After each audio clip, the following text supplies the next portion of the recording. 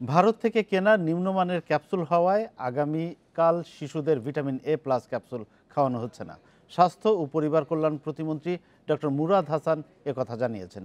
দুপুরে কিশোরগঞ্জ সার্কিট হাউসে কিশোরগঞ্জে সরবরাহ করা ভিটামিন এ প্লাস ক্যাপসুলের নমুনা পর্যবেক্ষণের সময় তিনি সাংবাদিকদের এ তথ্য জানান।